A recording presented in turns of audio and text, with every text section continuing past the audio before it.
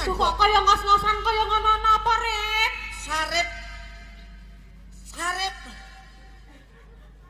Mang diapakno ya?